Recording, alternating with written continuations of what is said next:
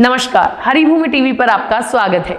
राजस्थान के उदयपुर, सिरोही, बांसवाड़ा और डूंगरपुर जिलों के सैकड़ों बच्चों का दर्दनाक सच सामने आया है, जहां मासूमों को महज 8 से 10 हजार रुपए में बिकने के लिए दलालों के हवाले कर दिया जाता है।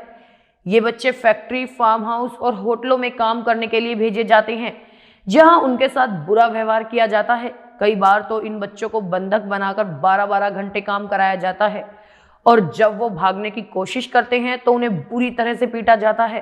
गणेश जैसे 8 साल के बच्चे की तो बच्चे का दिल दहला देने वाला अनुभव कई बच्चों का सच है।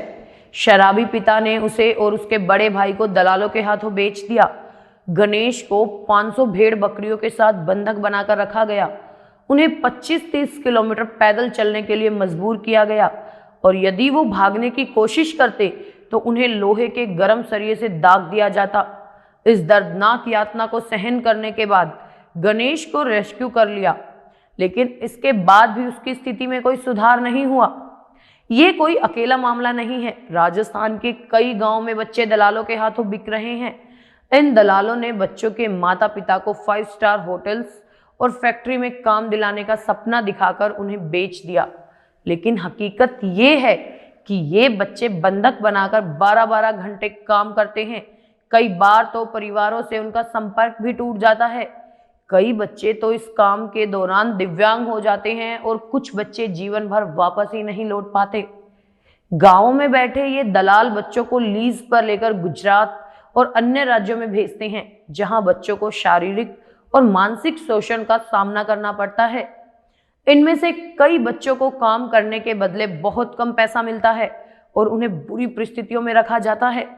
ये दलाल 500 बच्चों का सौदा भी आसानी से कर लेते हैं और उन्हें एक साथ भेजने के लिए उनके परिवार से सौदेबाजी करते हैं। ये मामला उस सच्चाई को उजागर करता है जिसमें बच्चों की खरीद फरोख्त और शोषण को लेकर पूरी साजिश रची जा रही है।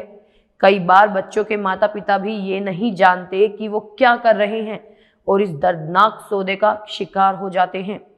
इस भयावह सच्चाई को उजागर करने के लिए पत्रकारों ने अंडरकवर रिपोर्टिंग की और इन दलालों के गोरख धंधे का पर्दाफाश किया।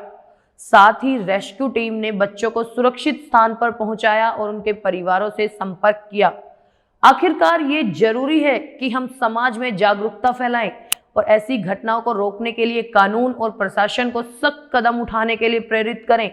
हमें बच्चों के अधिकारों की रक्षा करनी चाहिए और उन्हें इस तरह के शोषण से बचाने के लिए कड़ी कार्रवाई भी करनी चाहिए।